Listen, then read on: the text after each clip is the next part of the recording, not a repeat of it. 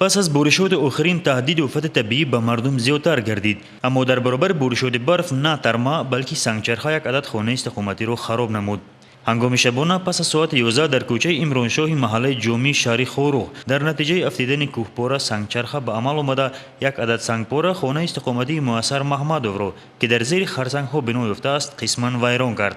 سنگپاره با سرعت بلند بام خانه را سوراخ نموده با ضربه سخت بالاپوش خانه را نیز شکسته به درون خانه افتید. در این وقت باشندگان این خانه در مجموع 6 نفر در خواب بودند. با اندیشه آنها پس از تماشای تلویزیون آنها خواب رفته بودند که در این زمان صدای بلند و پس از آن صدای شکست بام آنها را یکباره بیدار نمود. در لحظه اول از چنگ و غبار پیدا شده آنها هم دیگر را هم نمیدیدند، اما بعدتر همسایه ها نیز آگاه یافته حاضر میشوند. Ett باز گفت det räknade man som så vidare för det robotar jag gick نه خیلی دست من دست خویی خمده دی صغیرگه دی به چیزه اکبر به نظر انجید خود دست جویه چیز دی فردا کنیده ده یا بی خطر ودد بی چیز ودد و در حکومت دیگه طلبم این چیز که من طلبت چیز که نیست والله تمر دیور چیزی وزم دیفهمه وزم که وزی همه دین دیفهمه خودی همان زمان ستاد اولادهای فوق‌العاده و مدافع شهروندی با خبر گردیده از جای حادثه دیدن نمودند. صبح بر وقت در مقامات محلی شهر خوروغ با رهبری سردارت مقامات ستاد تشکیل گردیده به محله جومی سفر برگردیدند. ستاد مذکور حالت به عمل آمده را همه‌طرفه سنجیده وضعیت را معاین نمود. معلوم گردید که در این خانه 6 نفر ساکنان زندگی کرده، یک نفر آنها خواننده مکتب نیز می باشد. تنها سردار این خواجگی میسر محمدوف که هنوز 26 سال دارد کار کرده، 2 نفر اعضای این خانواده دارای معیوبیت، یکی درجه یکم و دیگرش معیوبیت درجه دوم می باشند.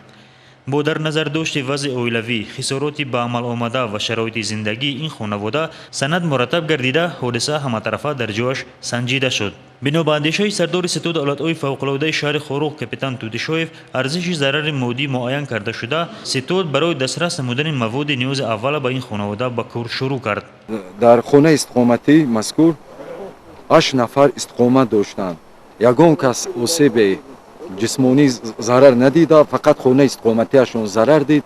این حال از طرف کمیسیون ایالت‌های فوق‌العاده شهر مبلغ ضرر به خانه استقامتی حساب کتاب گردیده است. بعد حساب گردیدن از طرف مقامات شهر و تشکیلات‌های بشردوستان به خانه ضرر دیده کمک رسانیده می شود. این حال آنها در خانه خویش تبار خوابانده شدند با جای گرم، جای خوب، خوراک گرم تامین می باشند. از طرف مقامات الکی سال 2014 به خانه نامبرده در جای بیخف خانه جای داده شده است. وابسته به جای موضع مذکور مهندسا گئولوگا سفربر کردن به جای چی برای سنجیدن جای مذکور سفربر کرده میشوند و خلاصه گئولوژی دیده برآمده می شود.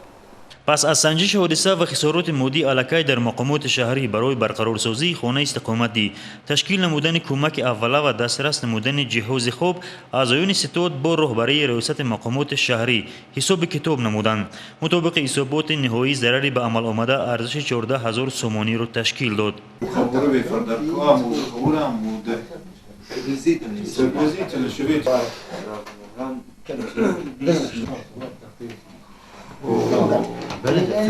برای کمک اول از جانب مقامات شهر خوروغ به مقدار 50 کیلوگرم آرد، 20 کیلوگرم روغن، 20 کیلوگرم برنج، 20 کیلوگرم مکرون، چای و نمک، شیر، کارتوشکا و پیاز و سبزی با مبلغ 1300 سومانی خریداری کرده شد. در جریان حسابات خسارات مسئولین فوند گلوبال پارتنرز نیز سهمگزار گردیده برای کمک نمودن دستگیری خود را پیشنهاد نمودند.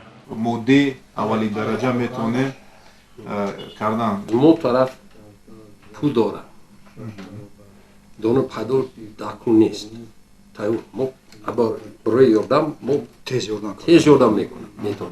ممکن معلوم است که زمستان است و شرایط بدخشان امکانیت فراهم نمی‌باشد که ما در فصل زمستان با ساختمان خانه استقامتی شروع کنیم. معلوم است که ما همون واریانت هر چی تیزتر تعمیر نمودن خود همان خانه‌ای که آسیب دیده است باید چاره‌جویی نماییم. در همین باره مسئله بامپوش نمودن همون موضعی که ضرر را دیده است من در نظر دارم تنوکه و تخته روز شکستگی ما حساب و کتاب علاقه کردیم шумора миқдор муайян аст. علاقه نصفروزی با رهبری رئیس شهر خوروق قیمتگل علیبردی و گروه کوری کمک مودی به ضرردیدگان رسانیده شد. هنگام بازدید از جای حادثه قیمتگل علیبردی و با باشندگان این خانه استقامتی هم صحبت گردیده قید نمود که مقامات شهر خوروق با در نظر داشت امکانات دسترس آماده است برای برقرار نمودن ضرر به عمل آمده کمک و همکاری نماید. Должен майонет меди, че уж меди, джо мисел. Территория хочу когда мисел, хауфнут мисел, место. Но однако чудно, да, не кой чиз буф мисел, луэнда чура чихто. اوز یکم تمکن کنه برای شر جو بجوسی چیز بعد مسئلات مثل جوی بود Bisna, nula. Ну маш, هر چیز جوی انت مسئلات چیز هر چیز که بده تو سوی بخوینا بعد یه تر مخیز خواه شغل. لیو یخی میکم گا هر چیز از ما سوی است کنه نه است دروغ نمی Дипас ремям галдита маравал чусте. Буф. Ми ба чарежа чиза, что же жениш саде ми тасуф. якщо там جوی است کنی Джо машинда, азыр малай. ясти Джо ясти.